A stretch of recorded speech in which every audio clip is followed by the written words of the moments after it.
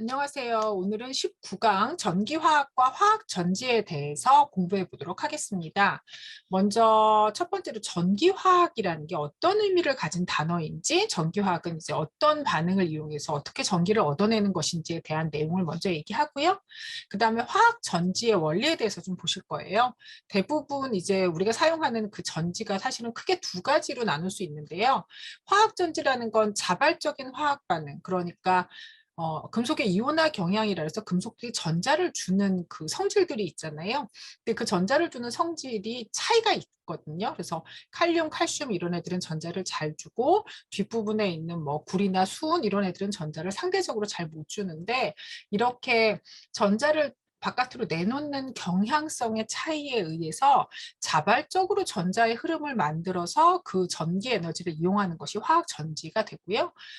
다음 강에서 배울, 20강에서 배울 전해전지 같은 경우는 외부에서 전기 에너지를 집어넣어줘서 전기 분해라든지 도금이라든지 그런 식의 새로운 화학 반응을 일으키는 비자발적인 반응을 이야기해요. 그래서 오늘은 자발적인 화학 전지의 원리에 대해서 그리고 화학 전지 안에 들어가는 굉장히 다양한 그 단어들이 있어요. 뭐 전극이 뭔지, 염다리가 뭔지, 그래서 걔네들에 대해서 알아보고요.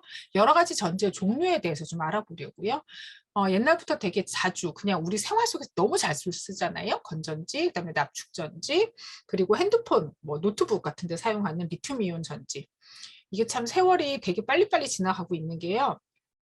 음, 원래는 그 충전이 가능한 전지는 원래 니켈 카드뮴 전지 뭐 이런 전지가 나와가지고 그래서 사람들이 음악을 듣는 그런 기계나 이런데 니켈 카드뮴 전지를 가지고 이용하던 시절에서 진짜 빠르게 리튬이온 전지로 바뀌었어요. 네.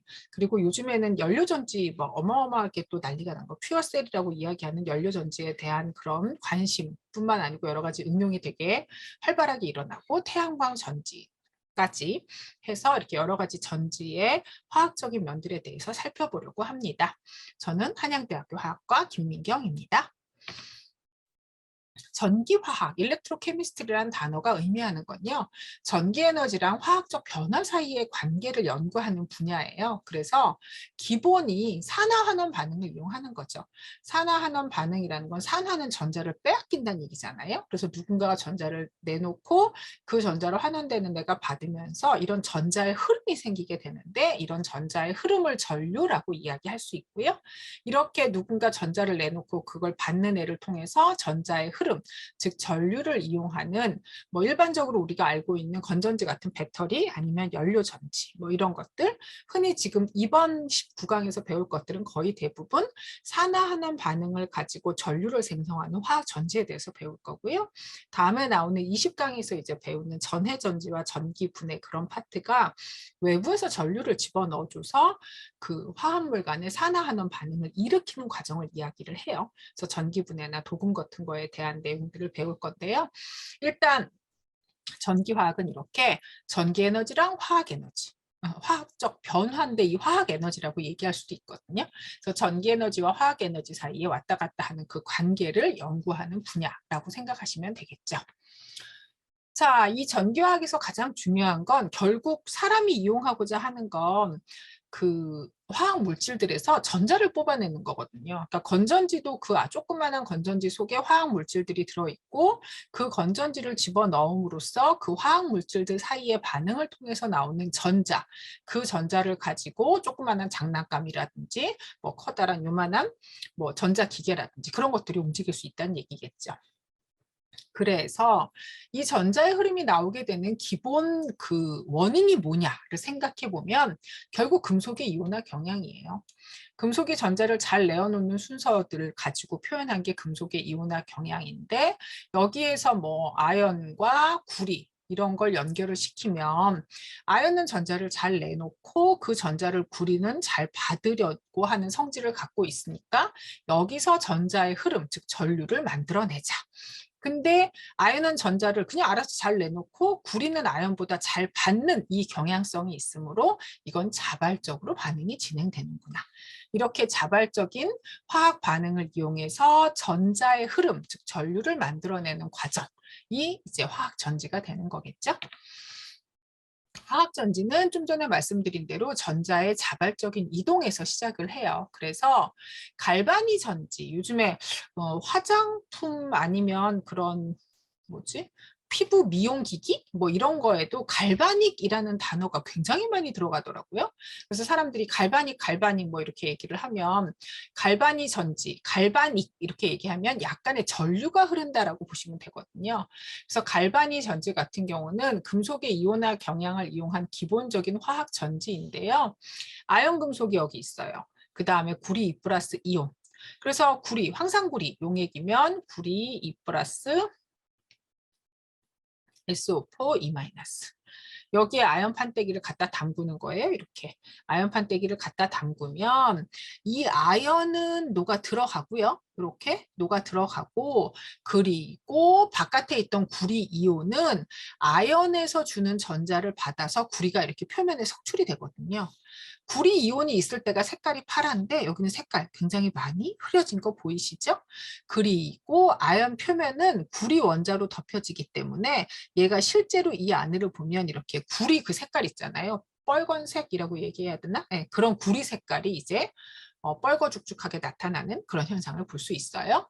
근데 지금 이 금속의 이온화 경향을 가지고 황산구리 용액에 아연판을 넣었을 때 아연이 녹아 들어가고 구리가 석출된다라는 이 개념까지는 알겠는데 이게 전지랑 무슨 상관이 있습니까? 라고 물어보신다면 지금 얘는 전지로 갈 수는 없어요. 왜냐하면 전자의 이동이 있긴 있는데 이게 너무 요 경계면, 내 눈으로 볼 수도 없는 저 경계면에서 정말 금방 아주 짧은 진짜 가까운 거리에서 눈 깜짝할 사이에 일어나는 반응이거든요. 그래서 구리 이온이 존재하는 용액에 구리 금속 조각을 넣는 게 아니고 아연 금속 조각을 넣는 거겠죠. 그럼 자발적인 산화환원 반응이 일어나서 아연은 전자를 버리고 이 전자를 구리 이온이 받아서 구리가 되는 거죠. 그래서 아연은 산화되고 잃어버린 전자는 구리 이온에게로 이동을 하고, 근데 전자가 이동한다 하더라도 전기 에너지가 생성되는 건 아니었어요. 왜냐하면 얘네들이 반응하는 물질이 같은 용기 안에 존재하고 걔네들이 접촉해 있기 때문에 그렇죠. 두 종류의 금속을 멀리 떨어뜨려서 전자의 흐름이 나오도록 만들어 버리자. 이게 전지가 되는 거죠. 자, 아연 구리 반응이 기본이 되는 이게 이제 볼타 전지라고 이야기를 해서 옛날에 볼타라는 화학자가 제일 먼저 고안한 전지의 일종이에요. 항상 우리가 산화되는 그 반응, 산화 반응을 하는 쪽을 왼쪽에다 쓸 거고요. 환원 반응을 하는 쪽을 오른쪽에다 쓸 거예요. 그래서 산화 반응하는 애를 왼쪽에다 쓸 건데, 그러면 산화 전극, 산화되는 이 전극을 영어 이름에 더 익숙하셔야 돼요. 에노드라고 이야기를 하고요. 이 에노드란 단어가 나오면 무조건 산화되는 곳이구나 이렇게 생각하시면 되는데, 에노드의 한국말 번역은 양극이에요. 근데 문제는 지금 여기서 에노드, 즉 아연 쪽은요. 전자를 내놓잖아요. 그래서 여기서 전자가 바깥으로 나가는 반응을 하거든요. 그래서 전자가 나가니까 이게 마이너스 극이에요. 근데 뭐야, 단원 양극인데? 그래서 이때 이 양극이란 단어는 플러스 마이너스 부호가 절대 아닙니다. 네. 그래서 항상 에노드는 마이너스, 전지에선 마이너스 역할. 왜냐하면 전자가 바깥으로 나가는 곳이니까 그렇게 하고 있어서 전자가 이동을 해서 여기 구리 쪽에 왔을 때 실제로 구리가 전자를 받는 건 아니고요. 여기 있는 구리 이온이 가서 전자를 받는 거죠. 그래서 여기서는 이 아연판에서 전자 내놓고 아연판에 있던 아연이 아연 이온으로 녹아 들어가니까 아연판은 점점 크기가 작아지고요. 구리는 여기 있던 구리 이온들이 저쪽에서 온 전자를 받아서 계속 여기 붙으니까 구리는 이렇게 판이 점점 커지는 거겠죠. 그래서 전체 반응을 꼭 쓸 수 있어야 되는데요. 아연 고체는 아연 이온으로, 그리고 구리 이온은 구리 고체로 이렇게 변한다는 거. 근데 이제 문제가 하나 있어요. 어떤 문제가 있냐면 여기에서 이런 반응이 일어날 때, 이거 보실래요? 이 색깔은 잘 안 보이겠구나. 이런 반응이 일어날 때요. 여기에는 계속 아연이 녹아 들어가니까 아연의 양이 너무 많아져요. 아연 2 플러스의 양이. 아연 2 플러스의 양이 너무 많아지다 보니까 여기는 플러스의 양이 많아지니 아연이 계속 녹아 들어가고 싶은데 플러스가 너무 많아서 전기적인 반발력이 생겨요. 야, 여기 지금 플러스 충분한데 그만 들어올래? 이렇게. 여기는 이 아연이 전자를 주면 그 전자를 받는 구리들이 계속 가서 전자를 받아서 이렇게 붙잖아요. 그러니까 얘는 점점 사이즈가 커지고요. 그러니 전자가 온다 하더라도 더 받을 만한 플러스가 없는, 야, 여기 플러스 모자라, 전자 받을 애가 없어, 이렇게 되는 상황이 올 수 있거든요. 그래서 이런 볼타 전지는 기본적으로 한 5분 정도 지나면 전구가 확 켜졌다가 5분 정도 지나면 바로 전구가 꺼지는, 5분도 안 가요. 처음에 초기에 볼타 전지는 한 10초, 20초 갔다 그러더라고요. 그러니 얘네를 전기를 계속 흐르게 하려면 어떻게 할까? 여기에는 플러스 이온이 너무 많아서 더 이상 녹아 들어갈 수 없다. 그러니 마이너스 이온들이 이쪽으로 좀 오면 되겠네. 이쪽에는 플러스 이온이 너무 많이 가서 붙으니까 플러스가 부족하다. 그래서 플러스 이온이 이쪽으로 가면 되겠네. 근데 이 마이너스와 플러스는 반드시 기준이 있어야 되겠죠. 이렇게 플러스가 갔을 때 구리가 달라붙는데 얘가 이 플러스가 가서 지가 달라붙으면 안 되잖아요. 그래서 이렇게 쓸 수 있는 플러스는 어떤 애들을 쓸 수 있냐면요. 여기에 금속의 이온화 경향이 앞에 5개. 이 정도만 쓸 수 있어요. 네. 이온화 경향이 커서 딴 애들보다 전자를 잘 내놓기 때문에 전자 받을 생각이 없는 녀석들. 네. 그런 애들을 쓸 수 있고요. 여기에 있는 이 음이온은 절대 전자를 빼앗기면 안 되거든요. 그래서 굉장히 안정한 형태의 음이온을 쓸 수 있는데 그건 뒷부분에 가서 다시 말씀드릴게요. 그래서 산화는 아연이 쪽에 전자를 내놓고 환원은 구리 이온이 전자를 받는 이런 상태로 이제 볼타가 전지를 만든 게 되는 거죠.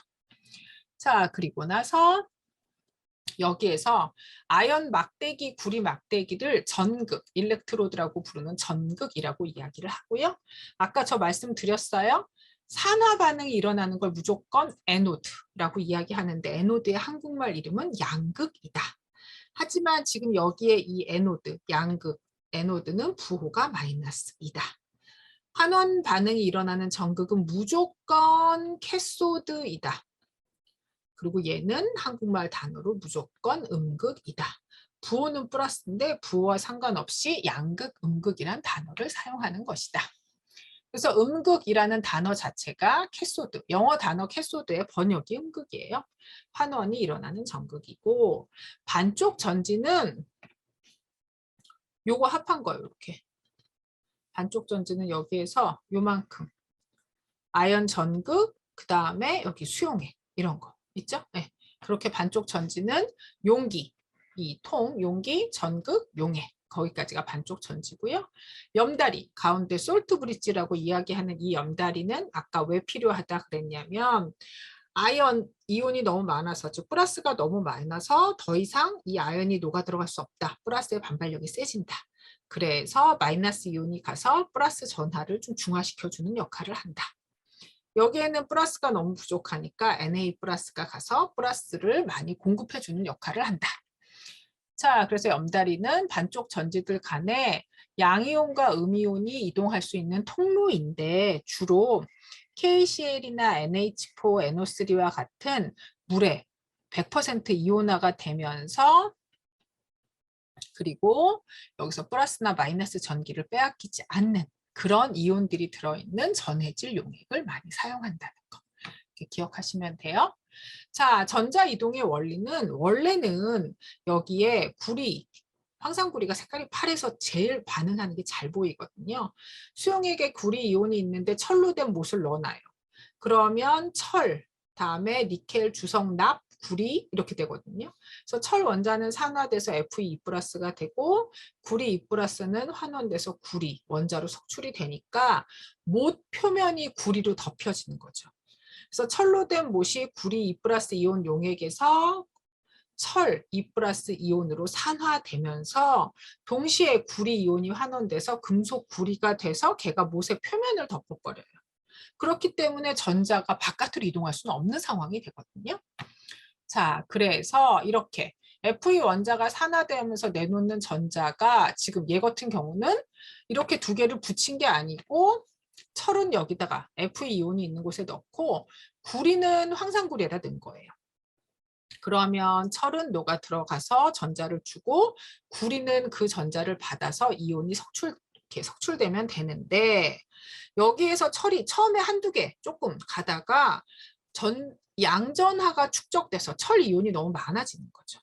여기에는 구리가 가서 이렇게 붙다 보니까 마이너스인 음전하가 너무 많아지니까 이 전자가 마이너스인 곳으로 밀어 들어가지가 못하는 거예요. 그래서 더 이상 이런 전하 축적 현상 때문에 전류가 지속되지를 못하는 그런 문제가 생기죠. 그럼 어떻게 해야 될까? 그래서 가운데 염다리 말씀드렸죠? 여기 N은 철 이온이 너무 많으니까 NO3 마이너스가 이쪽으로 가서 어떻게 얘네를 이 플러스 이온들을 중화시키는 역할을 하고 여기에는 플러스가 부족하다 보니 Na 플러스가 가서 여기에 플러스를 공급해주는 역할을 하는 거죠. 질산소듐은 NaNO3 이렇게 되는 거고요. 양 끝에 작은 구멍이 있는 U자형 관이 염다리인데 염다리를 통해서 이온이 이동돼서 전하의 축적 문제를 해결하기 때문에 지속적으로 전류가 생성될 수 있다. 이게 그 화학 전지의 가장 기본적인 내용이에요. 언제나 저기 그림을 그리던 얘네를 표기법으로 쓰던 무조건 산화가 되는 에노드를 왼쪽에 환원이 되는 캐소드를 오른쪽에 쓴다는 건 반드시 절대 잊어버리시면 안 돼요. 자, 그리고 나서 얘네들을 이제 전지를 표기하는 방법은요. 이거는 사실 여기서 할 얘기가 아니긴 한데 일반화학 때 조금이라도 도움이 되셨으면 좋겠다는 생각에서 항상 왼쪽에 에노드를 쓰고 오른쪽에 캐소드를 쓴다 그랬잖아요. 네. 근데 맨날 전지를 이렇게 그림 그릴 수는 없죠. 너무 귀찮잖아요. 그래서 아연, 여기는 구리, 고체, 전극이 있고 근데 아연은 아연 용액에다가 담궜고 가운데 짝대기가 하나 있는 이유는 이건 고체고 이건 수용액이라 상태가 다르기 때문에 여기는 구리 2 플러스 이렇게 수용액 이거는 고체고 이거는 수용액이라 상태가 다르기 때문에 가운데 뭐 있어요? 염다리. 염다리는 짝대기 2개. 그래서 이런 식으로 쓰면 이게 전지를 표기한 게 되는 거죠. 자, 그래서 이런 화학적인 원리로 이제 전자의 이동을 가능하게 했기 때문에 이걸 사람들이 이런 전지 같은 경우는 문제가 뭐냐? 이 용액이 있고 염다리도 있고 이거 갖고 다닐 수도 없잖아요. 얼마나 거추장스러워요. 그죠? 그래서 용액이 있는 상태면 흐르거나 이제 문제가 생길 수도 있고 부피가 커지고 유리 기구 안에 들어있으면 유리가 깨질 수 있는 문제도 있기 때문에 이걸 아주 간단한 형태 그러면 용액이 덜그럭거리지 않게 얘네를 간단한 형태로 2개의 용기를 하나로 모으고 용액이 흐르지 않아서 사용하기 편하게 만든 그런 배터리 형태로 얘네를 바꾼 거예요. 그래서 그중에 이제 가장 기본 형태가 건전지고요. 가장 기본적인 일회용 배터리 건전지인데 말 그대로 진짜 드라이셀이에요. 네. 전지는 전지인데 그냥 말라 있다 이거죠. 얘가 염화 암모늄, 염화 아연, 이산화 망가니즈를 섞여 있는 반죽의 가운데에 흑연 막대기를 두고 외부의 판때기가 아연 판때기예요. 그럼 얘네는 산화는 바깥에 있는 그 아연 판때기에서 전자가 나오는 거고요. 환호는 가운데 그 흑연 막대기에서 암모늄 이온이 이 전자를 받아서 암모니아랑 수소로 바뀌는 반응을 이용을 해요. 근데 여기에 암모늄 이온을 내놓는 반죽으로 NH4Cl을 썼잖아요. 얘는 NH3랑 HCl이 합해진 거거든요. 이거 아까 족보에서 외웠죠? 약염기. 아까가 아니겠네요. 한참 전에 외웠겠네요. 네. 15강에서 외웠으니까 얘는 누구예요? HCl은 강산. 그래서 얘네 2개가 합해진 이 염화 암모늄은 약산이에요. 네. 그렇기 때문에 이 건전지가 갖고 있는 가장 큰 한계는 암모니아 기체도 생기고 수소 기체도 생기잖아요. 그러니까 중간에 기체가 생기니까 걔가 안에서 압력이 세져서 폭발할 수 있는 위험도 있고요. 그죠? 그래서 그걸 제거하기 위해서 염화 아연 같은 애들이 이제 더 들어가고 이산화망간 같은 애들이 실제로 전기 반응과 상관없이 기체가 폭발하지 못하도록 얘네들이 들어가 줘야 되는 그런 문제가 있고 건전지의 가장 큰 문제는 말씀드린 대로 염화 암모늄이 산이란 말이죠. 그래서 내가 건전지를 뭘 안 해도 사용하지 않았다 하더라도 아연판이 염화암모늄과 반응을 해서 부식돼요. 그래서 건전지 싸다고 이렇게 사놔도 옛날에는 시간이 좀 지나면 여기 밑에 이렇게 허옇게 가루 같은 거 생기는 거 혹시 보셨어요? 그러면서 건전지가 못 쓰게 되거든요. 수명도 짧고. 왜? 금속, 아연을 산성 용액에 담근 거나 마찬가지니까. 그리고 이 아연판이 산화되면서 내용물이 바깥으로 빠져나와서 여기 허옇게 막 고체 가루 생기고 막 이러면서 못 쓰게 되는 이런 문제가 생겼다 이거죠.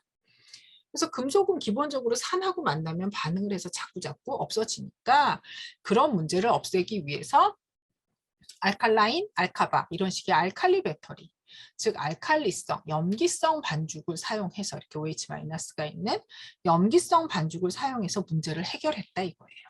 그래서 요즘에 그거 하나 왜 백만 스물 하나, 백만 스물둘 그런 거 하는 애들 있잖아요. 그렇게 건전지 중에서 최근에 쓰는 건전지들은 거의 대부분 이렇게 알칼리 상태, 알칼라인 배터리가 되는 거고요. 아연을 부식시키는 암모늄 이온을 사용하지 않으니까 수명이 증가하고 기체 발생하는 부분이 없기 때문에 작동 기간 중에 일정한 전압을 유지해요. 그래서 옛날 건전지 같은 경우는 뭐 노래를 들을 때 뭐 라디오 같은 걸 하다 보면 일정하게 나오다가 나중에 이렇게 소리가 점점 길게 이렇게 늘어지는 경우가 있었거든요. 카세트 테이프 같은 걸 들었을 때. 근데 요즘 건전지들은 이렇게 일정한 전압을 유지하니까 일정하게 유지가 됐다가 갑자기 확 하고 끊어지죠. 네. 걔가 쓸 만큼 최선을 다해서 쓰고 나면 더 이상 나오지 않는 이게 알칼리 배터리의 좋은 점이 되죠. 납축전지는 지금도 자동차를 가지고는 참 최근에 이제 트렌드가 전기 자동차로 많이 가고 있어서 납축전지는 사실 전기 자동차에서 쓰는 게 아니고 휘발유나 경유 같은 내연기관 자동차에서 쓰는 거거든요. 이 납축전지는 충전이 가능해요. 가역적인 산화환원 반응을 이용하기 때문에 방전은 이산화납이 납이랑 그리고 이 납축전지는 황산 용액에 담궈져 있어서 이렇게 깨지면 좀 위험하거든요. 이산화납이랑 납이 황산용액에서 황산납이라는 게 되면서 전자를 바깥으로 내놓는 게 방전이고요. 충전은 얘가 다시 거꾸로 이제 가면서 원래의 모습을 회복하는 거예요. 그래서 그 휘발유 자동차나 경유 자동차처럼 내연기관, 우리가 일반적으로 알고 있는 전통적인 자동차들은 왜 겨울이나 이럴 때 운행 안 하고 한동안 세워두면 그 전지가 맛이 가서 그래가지고 시동이 안 걸리는? 그래갖고 막 서비스 부르고 이래야 되잖아요. 그게 충전되는 그 전지가 자기의 전압을 계속 유지하게 충전하는 과정이 운행되는 자동차 엔진에서 계속 운행을 해줘야 얘가 충전이 되는 그런 시스템으로 설계가 되어 있는데 그런데 그렇게 운행을 자주 하지 않으면 이제 그 전지가 방전되어서 움직이지 못하는 그런 상태가 되는 거죠. 자, 최근에는 산업용으로는 아직 니켈 카드뮴 전지가 쓰이긴 하는데 걔가 가지고 있는 가장 큰 문제가 니켈 카드뮴 전지 같은 경우는 충전도 되고 용량이 되게 크거든요. 근데 니켈은 괜찮은데 카드뮴이 정말 상상도 못할 정도로 독성이 강한 금속이에요. 중금속 중에. 그래서 니켈 카드뮴 전지는 아직도 포기를 못하는 이유가 걔가 갖고 있는 그 충전 용량이 너무 크기 때문에 아주 범위가 큰 산업시설 이런 데에는 아주 큰 상태로 그 고용량으로 갖고 있어서 걔를 사용하긴 하지만 우리 주변에서 그러니까 사람이 갖고 다니고 내 몸 근처에서 뭔가 사용을 하기 위해선 카드뮴이 워낙 위험해서 요즘엔 가볍고 그 충전도 빨리 되고 그 다음에 전압도 어느 정도 나오는 리튬이온 전지로 거의 대부분 변화하고 있어요. 인산이 들어간 리튬이온 배터리 같은 경우는 브레이크 패드의 열로 손실되는 운동 에너지를 배터리의 전기 포텐셜 에너지로 전환할 수 있는 특징이 있었거든요. 그래서 이게 하이브리드 자동차에 이용하는 거예요. 네. 2012년이면 벌써 10년 정도 됐잖아요. 2012년도에 250만 대 이상의 프리우스라는 이제 특정 그 회사의 자동차, 하이브리드 자동차가 전 세계적으로 판매가 되고, 그리고 그때만 해도 사람들의 그 소망이 뭐였냐면 밤에 집에 콘센트에 꽂아놓으면 다음날 그냥 하루 종일 쓸 수 있는 그런 자동차를 사용하고 싶다. 근데 요즘에 이제 그게 전기 자동차로 많이 나왔죠. 그죠? 자, 리튬이온 전지, 요즘에 전기 자동차도 가능하게 하고 우리가 갖고 있는 모든 종류의 휴대용, 휴대폰이 됐던 뭐 노트나 뭐 탭이 됐던 아니면 뭐 노트북이 됐던 그 모든 휴대용 전자기기를 가능하게 해주는 것이 리튬이온 전지인데, 얘를 미래의 전지, 근데 요즘엔 거의 현재형이 됐죠.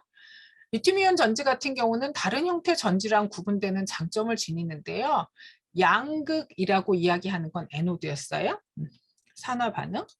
리튬 자체가 전자를 내놓는 거고요. 음극은 캐소드예요.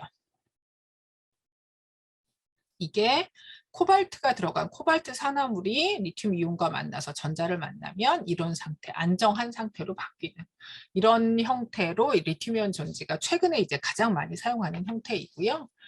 얘네는 양극, 즉 에노드는 리튬 자체가 있어서요. 거기서 리튬 자체에서 이온이 바깥으로 리튬 이온과 이렇게 전자를 내놓게. 그래서 배터리 용량과 평균 전압을 양극이 이제 결정을 하는 거고, 음극은 양극에서 나오는 리튬 이온을 저장했다가 바깥으로 방출하면서 외부 회로를 통해서 전기가 흐르도록 하는 역할을 한다. 그래서 여기에 있는 이 저장하고 있는 이렇게 리튬 이온을 효과적으로 저장할 수 있는 이런 물질들의 코발트 같은 걸 사용하는 그런 걸 가지고 몇 년 전에 노벨 그 화학상 타고 그랬던 거죠. 리튬 이온 전지의 가장 큰 장점은요. 전지 포텐셜은 상대적으로 큰 값, 3.4V. 우리 건전지 1.5V잖아요. 근데 리튬 이온 전지 사이즈 되게 작은데 3.4V를 내놓는 건 이거 굉장히 큰 전압을 내놓을 수 있거든요. 그리고 리튬이 금속 중에 제일 가벼워요. 그래서 사실은 리튬, 그 밑에 나트륨, 그 밑에 칼륨, 이게 경제적으로 나트륨이 제일 좋지 않겠어요? 왜냐면 바다에 그렇게 많잖아요, 바닷물에. 리튬보다 나트륨이 훨씬 싸니까 경제적으로는 얘가 훨씬 좋을 것 같은데, 얘네 다 일족이니까 어차피 화학적으로 하는 짓이 비슷하겠죠. 근데 나트륨을 쓰지 않고 리튬을 쓰는 이유는 리튬 1몰은 여기 써 있는 것처럼 6.941g인데 나트륨 1몰은 약 23g이에요. 7g이라고 생각해도 이게 3배를 넘는 값이잖아요. 네. 휴대용 기기는 무거우면 안 되거든요. 그래서 리튬 가지고 사용을 하고 수백 번 충전이 가능해서 휴대용 전자기기에 굉장히 적합하다. 이런 의미를 알고 계시면 되고요. 연료전지는 퓨얼셀이라 그래서요. 연료 에너지를 전기 에너지로 바꾸는 건데 이거는 좀 보시면 사실은 연료전지는 결론은 하나예요. 뭐가 결론이냐면 수소랑 산소가 만나는 반응이에요. 네.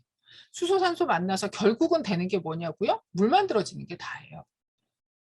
여기 2개의 물이 만들어 4개의 OH-가 되죠? 근데 그 4개의 OH- 여기 또 쓰이잖아요. 그래서 결국 수소, 산소 만나서 물 되는 반응이 다거든요. 연료전지는. 근데 문제는 수소랑 산소를 만나게 한다고 걔네들이 무조건 물이 되진 않잖아요. 그리고 그렇게 해서 걔네들이 만나는 과정에서 물이 돼버리면 수소산소가 만나면서 바로 물이 되면 그 표면에서만 전자 이동이 생긴다는 거거든요. 그래서 얘네는 다공성, 구멍이 있는 막 2개를 이용해 가지고요. 이쪽에서 수소가 뭘 하는, 수소가 전자를 내놓는 반응과 이쪽에서 산소가 전자를 얻는 반응이 멀리 떨어진 상태에서 일어날 수 있도록 유도해 주는 거. 그래서 여기서 전자의 흐름이 생기도록 만들어주는 게 연료전지예요. 연료전지의 가장 좋은 점은 이런 거죠. 이 연료를 생산하는 에너지원이, 에너지의 주요 생산원이 누구냐면 여러분이 알고 계시는 대로 수소랑 산소 기체잖아요. 그 수소랑 산소 기체가 만나서 바로 물 나오잖아요. 환경오염 없죠. 그리고 화석연료를 전기 에너지로 바꾸는 과정은 한 효율이 최대 해봐야 40% 정도 돼요. 왜냐하면 화석연료를 전기 에너지로 바꿀 때에는 일단 무조건 화석연료를 태워요. 네, 화력발전 같은 거 하면 무조건 태워. 그러면 걔가 물을 끓여. 그래서 물이 수증기로 바뀌어. 그래서 그 수증기가 발전기를 돌려. 그러면서 발전기에서 힘하고 그런 자기장이 있어서 그걸 이용해서 전기를 발생하는 이런 형태가 나오는 거라 중간 과정에서 대부분 단계별로 열에너지 형태로 많이 낭비가 되거든요. 그래서 화력발전소나 쓰레기 소각장 주변에 지역난방이라고 있어요. 화력발전소에서 열에너지 형태로 낭비되는 그 에너지도 아까우니까 좀 낮은 온도로 물을 가열해서 그걸 그 근처에 난방수 또는 온수로 쓰자 이렇게 하는 거거든요. 그러니 화석연료를 전기에너지로 바꾸려면 40% 정도만 전기로 변환이 가능한데 얘는 수소하고 산소가 실제 화학 반응을 통해서 전자가 이동되는 거니까 효율이 훨씬 커요. 그리고 부산물이 딱 물밖에 나오지 않는다는 거. 그래서 가장 단순한 형태의 연료 전지는 수소, 산소 연료 전지라서 여기 가운데 수소나 포타슘, KOH 용액 있고 수소 기체 불어 넣어주고 산소 기체 불어 넣어주면 물만 생기는 반응인데요. 문제는 최초의 이런 연료 전지는 KOH가 뜨거워야 된다. 이게 약 400도 이상이 필요했거든요. 네. 그러니 400도 이상이 필요하니까 얘가 너무 내가 전기를 생산하기 위해서 KOH를 400도로 끓여야 되는 거잖아요. 전기 생산 안 하고 말죠. 그죠? 네. 그렇기 때문에 워낙에 돈이 비싸서 쓰기가 좀 그랬는데 그럼에도 불구하고 연료 전지가 좋았던 이유는 왜 그러냐면 수증기밖에 안 나와요. 그래서 이 과정에서 나오는 수증기를 가지고 다른 물질을 가열하거나 또는 이 수증기를 터빈을 돌려서 전기 생산을 또 한 번 더하게 할 수도 있고 이 수증기를 모으면 물인데 이 물은 진짜 깨끗한 증류수라서 거기에 약간의 미네랄 같은 거 넣어서 밸런스만 맞춰주면 식수로 사용 가능하다. 그래서 사실 원래 연료전지가 제일 처음에 사용된 데는 어디였냐면요. 그 우주왕복선이요. 우주왕복선에 유인이라고 사람이 타고 있는 그런 우주왕복선을 생각하면 거기에 그 사람 타고 있는 사람들도 먹어야 될 거 아니에요. 물을. 그죠? 근데 물이 워낙에 그 밀도가 큰 녀석이다 보니까 우주왕복선 안에다가 물탱크를 넣고 거기다 물을 가득 채워서 가면 왔다 갔다 할 때 워낙에 질량이 커지지 않겠어요? 그래서 수소산소 상태로 가져가서 연료전지 거기서 필요한 기계 전기 얻고 나머지 거기 부반응에서 나오는 그 물에다가 미네랄 좀 집어넣어서 그걸 식수로 사용하고 이런 식으로 이제 처음에 사용했거든요. 연료전지는 일단 한계가 수소가 자연계에 별로 풍부하지 않아요. 그리고 물을 전기분해해서 수소를 얻으려면 차라리 연료전지를 안 돌리고 말지. 너무 비싸거든요. 근데 최근에 이제 많이 사용하는 방법이 뭐가 됐다. 메탄가스에다가 수증기 집어넣어서 수소를 발생시키는 방법. 이런 방법을 되게 많이 쓰고 아니면 석탄에다 수증기 집어넣어서 수소 발생하는 그런 방법을 많이 쓴다는 거죠. 네. 자, 태양광 전지 같은 경우는요, 광전 효과라 그래서 그러니까 원자에 햇빛을 비추면, 금속 원자에 햇빛을 비추면 이 햇빛이 강할 때 특정한 에너지 이상의 빛이 가서 이 전자를 바깥으로 튀어나오게 하는 그런 과정이에요. 그러니까 얘는 워낙에 효율이 좋죠. 왜냐면 햇빛만 비추면 거기서 전자가 퐁퐁 튀어나오니까 중간 과정을 거칠 필요가 없이 전자가 바로 튀어나와서 전자가 이동하는 거거든요. 그래서 햇빛을 직접 전기 에너지로 바꾸는 굉장히 좋은 시스템이라서 처음에 장비만 구입해 놓으면 그 다음에 유지비가 뭐 들 일이 없죠. 햇빛만 비춰주면 되니까. 물도 별로 안 필요하고 그리고 사이즈도 되게 다양하게 만들 수 있고 되게 좋은데 얘를 만들려면 N형 규소랑 P형 규소라고 이야기하는 반도체인 규소가 많이 필요해요. N형은 여기서 비소, 이거는 굉장한 맹독성 물질이긴 한데 일단 15족 원소를 집어넣어서 남는 전자 하나가 있게 만들고 그다음에 P형은 여기다가 붕소처럼 13족 애를 집어넣어서 그래서 구멍, 빈 곳을 하나 만드는 거예요. 그래서 외부에서 이렇게 햇빛이 비치면요. 햇빛이 비치면 N형은 남아 도는 전자가 있잖아요. 그래서 그 전자가 P형, 여기 구멍이 있으니까 이쪽으로 갔거든요. 그러니까 처음에는 여기 남아 도는 자유전자가 P형으로 이동을 해요. 그러다 보니까 처음에 P형으로 이동해서 여기 P형의 마이너스가 많아져요. 그러니까 얘가 더 오고 싶은데 이쪽에 마이너스가 많잖아. 그래서 더 올 수가 없는 거죠. 그러다 보니 N형 구조의 전자는 못 오는데 P형에 있는 전자는 저기 플러스니까 절로 갈래 이러고 나갈 수 있다는 얘기거든요. 그래서 한 방향으로의 전자의 흐름이 가능해지는 거죠. 그래서 광전 효과를 일으키면 얘네들이 P형에서 N형으로만 전자가 이동하기 때문에 한 방향으로의 전자의 흐름, 그걸 전류라고 볼 수 있어서 빛 에너지를 전기 에너지로 바로 이용할 수 있다. 이렇게 보시면 돼요. 그래서 이런 태양광 전지도 최근에는 엄청나게 많이 사용하고 있지만 태양광 전지를 사용할 때 쓰는 이 N형 웨이퍼랑 P형 웨이퍼 같은 경우는 아까도 말씀드린 대로 여기에 비소, 같은 좀 위험한 그런 원소들이 사용될 수도 있으니까, 독성이 큰 원소들이 사용될 수도 있으니까 얘가 폐기된다든지 그랬을 때 새로운 환경 오염에 문제가 생길 수도 있거든요. 그래서 사용을 잘 했으면 물론 반영구적이긴 하지만 효율이 좀 낮아지거나 이래서 걔네를 폐기할 일이 있을 때 그때 굉장한 주의를 기울여야 된다. 이런 그 이제 부작용이 있긴 있는 거죠. 네. 여기까지 해서 오늘은 전기화학 그리고 화학 전지에 대해서 알아봤습니다. 고생 많으셨어요.